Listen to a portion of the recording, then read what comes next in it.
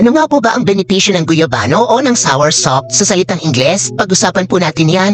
Ang guyabano po na kilala rin bilang soursop sa salitang Ingles ay may scientific name na Annona muricata. Ito po ay ginagamit bilang traditional medicine sa napakaraming sakit.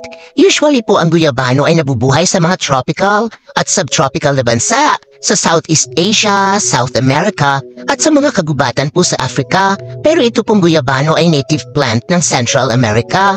Ang pinaka-active compounds po o yung phytochemicals sa guyabano ay ang acetogenins, alkaloids at flavonoids. Ito po ay may mga taglay din na iba't ibang vitamins at minerals tulad ng vitamin C, E, potassium, calcium, sodium, iron at magnesium.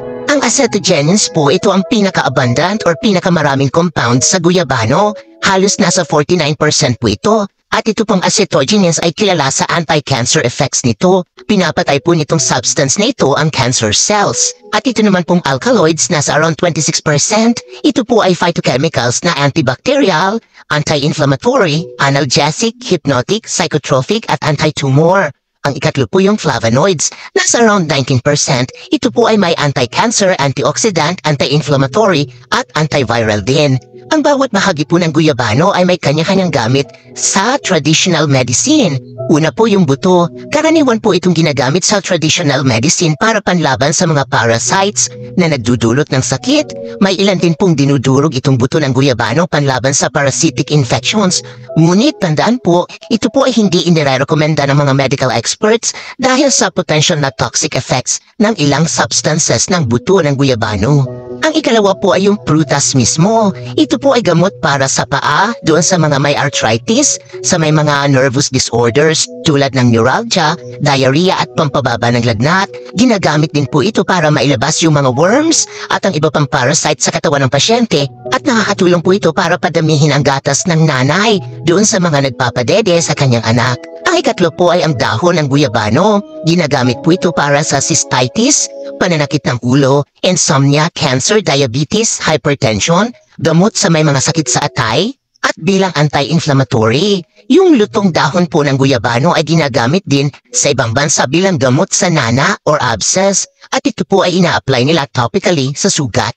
Paano ba ito ginagamit sa ibang bansa, itong guyabano? Sa Uganda po, ang lahat po ng bahagi ng puno at kasama na po ang prutas nito ay ginagamit bilang panggamot sa malaria, pananakit ng tiyan, gamot sa parasitic infections, diabetes at cancer. Sa Nigeria naman po, ito ay para sa mga may sakit sa balat.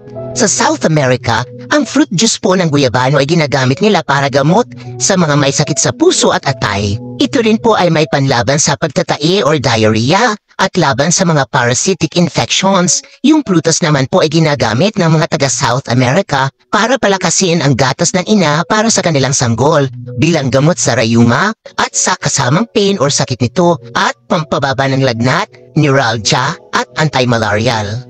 Ano nga ba ang benepisyo ng ilang substances mula sa guyabano? Ayon sa mga scientific na pag-aaral, ang una po dito ay ang anti-cancer effect nito. Ito po ay may cytotoxic effect laban sa cancer cells. Kapag sinabi pong cytotoxic effects, pinapatay po nito ang cancer cells. At base po sa mga pag-aaral sa science, ang mga substances sa dahon, sanga o yung twig at ugat ng guyabano ay lumalaban against sa leukemia cancer cells. In addition po, ang dahon, yung water extract mula sa dahon nito ng guyabano ay nilalabanan din ang mga breast, prostate at colon cancer cells. Yung substances naman po mula sa buto ng guyabano ay lumalaban against sa endometrial cancer cells. Ang ikalawa po ay anti-ulcer.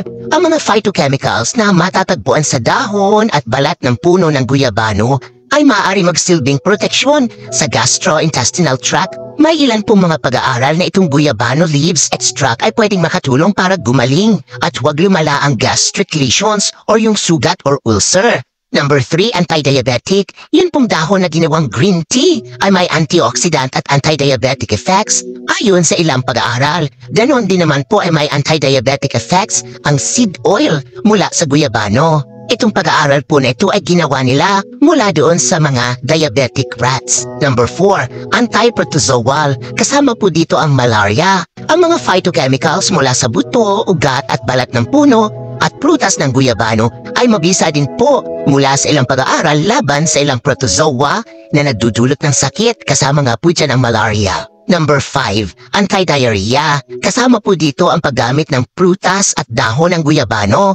May mga pag-aaral po kung saan gumagamit ng mga daga ang mga scientist para makita kung makakapagpagaling ba sa diarrhea ang prutas ng guyabano. At base po sa resulta nito, nakakapagpabagal ng intestinal motility o yung bilis ng pagdaloy or pag-move ng pagkain mula sa bibig, papalabas ng katawan. At ito po ay nakatulong para magamot ang diarrhea dito sa mga dagang pinag-eksperimentuhan nila. Number 6, antibacterial. Yun pong dahon ay sinasabi na merong antibacterial properties. Number 7, antiviral. Yun naman po ay mula sa sanga at balat ng puno ng guyabano. Number 8, anti-hypertensive. Ang prutas at dahon po ng guyabano ay may antioxidant at anti-hypertensive properties. At ika-9, wound healing. Pwede pong makatulong sa pagpapagaling ng sugat ang leaf extracts ng guyabano. Meron din pong mga vitamina at mineral sa guyabano, pero pinaka-prominent po dito ang vitamin C mula sa prutas at dahon. At ang isang prutas po ng guyabano ay halos nasa 215% na daily recommended vitamin C intake ng tao. Mayaman din po ito sa vitamin E. Mahalagang paalala lamang po sa ating mga tagapanood. Ang herbal supplements po tulad ng guyabano at anumang produkto mula dito ay kalimitang ginagamit ng mga tao para maibsan ang kanilang mga nararanasang sintomas, at naging popular din po itong guyabano bilang anti-cancer herbal supplement. Ngunit tandaan po natin, at ito din po ang rekomendasyon ng mga eksperto, na hindi substitute ang anumang herbal supplement sa mainstream cancer treatments. Ibig sabihin po, hindi po nila inirekomenda na itigil nyo yung inyong mga anti-cancer treatments tulad po ng chemotherapy at radiation. May posibilidad din po na mapababa ng ilang herbal supplements ang effectiveness ng isinasagawang chemotherapy sa pasyente dahil sa posibleng drug-herb interaction. Kumbaga po may ilang substances sa mga herbal supplements na pwedeng i-counteract or pwede din naman pong patindihin ang epekto ng mga gamot na inireseta ng inyong doktor. Ito po yung drug interactions na tinatawag. May ilang pag-aaral din po ang nagsasabi na ang sobrang pagkonsumo nito ng guyabano, tulad po ng pagkain ng isang buong guyabano na prutas araw-araw sa loob ng isang taon, ay pwedeng magresulta sa ilang neurodegenerative na medical conditions katulad po ng neuropathy at Parkinson's disease. Hindi po inirekomenda ng mga eksperto ang sobra or labis na pagkonsumo ng guyabano. Kainin po ito in moderation.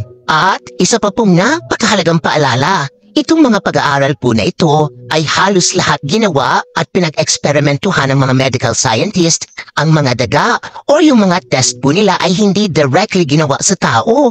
Ang ilan po ay base sa resulta ng in vitro studies o yung mga test na ginawa sa isang test tube or sa petri dish, or in vivo, meaning po sa anumang living organism. Katulad nga po ng nabanggit na karamihan sa mga ito ay ginawa ang test at experiments sa mga daga. Huwag din pong subukang kainin ang buto ng guyabano sapagkat ito po ay may mga components or substances na hindi edible at toxic po itong buong seed sa katawan ng tao.